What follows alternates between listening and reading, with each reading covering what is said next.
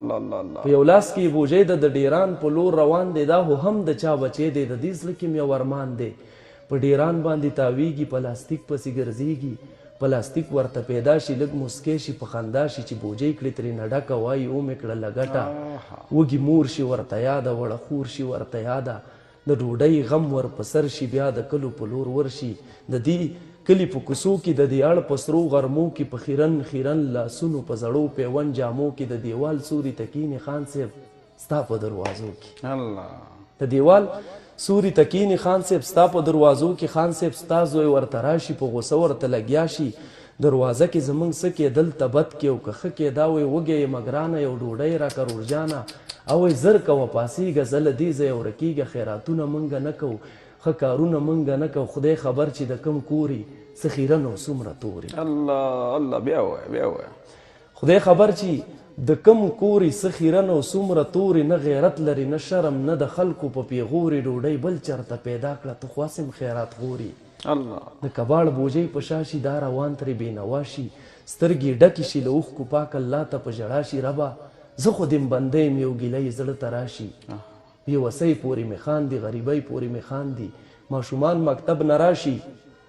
د بوجۍ پورې مې خاندي، یو سپلی مې دشکېدلې، د سپلی پورې مې خاندي، خدایه تا راته راکړي زندګۍ پورې مې خاندي. خدایه تا راته راکړي زندګۍ پورې مې خاندي، ما ته زور راکړي خفه شم، دوی پیغور راکړي خفه شم، بېسواده بېسواده زندګي دي د برباده، څښا بویونو باندې ګرځي، ډیرانونو باندې ګرځي، دوی خنداو کې روان شي، زما اوښکې په ګریوان شي، دوی خنداو کې روان شي، زما اوښکې په ګریوان شي، د کباړ بوجۍ په شا شي، نانبهي دکان ته راشي، د خپل ځان سره بوګنیږي، په یو کونج کې غلی کیني، په تنور کې غورځېدلې، په لمبو وي سوځېدلې، غورځېدلې ډوډۍ ورکي، سوځېدلې ډوډۍ ورکي، دا ډوډۍ واخلي روان شي، اوښکې ښکته په ګریوان شي. چې خپل کور ته مخامخ شي، بیا چې خور ته مخامخ شي، چې خپل کور ته مخامخ شي، بیا چې خور ته مخامخ شي، په قراره دروازه وي، په قراره یو ناره وي، ورکولاو که زما خورې دا دی راغلم ګرانې مورې، ورکولاو که زما خورې دا دی راغلم ګرانې مورې، دا کباړ دا مې بوجۍ دی، په لاس کې مې ډوډۍ ده، خپلې مور ته داسې وایي، بیا یې خور ته داسې وایي، دا ډوډۍ واخله وړکه، په لاسونو یې معده که ترکاري خو کور کې نشته، په اوبو کې یې پسته ترکاري خو کور کې نشته، په اوبو کې یې پسته که، زه په ځمکه لږ دمه کوم، ته ناجوړه مور مړه که، هغه ګرانه یې ورته وایي، یا خورجانه یې ورته وایي، مور ډوډۍ باندې مړه شوه، سر یې کېښود ویده شوه، وروره ته چې ولیدلې ستا په حال باندې خفه شوه، په حال مو خدای خبر دی، خلک وایي سبا اختر دی، زه دا ټول کور نن پاکومه، ګړوبې ورله ورکومه، یو زړه جوړه مې شته دی، زه به یې ښکلي سرې کومه، که زړې څپلی چادر کړي زه یې اختر کې پخبو کوم.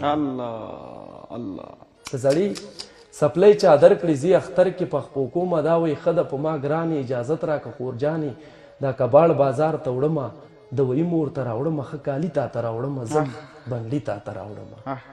د کباړ بوجۍ په شا شي، بیا په چغو په ژړا شي، د کباړ دکان له ورشي، تول او کاڼی برابر شي، دا ټیمان دا د سپلی شوي، ستا 500 روپۍ شوي،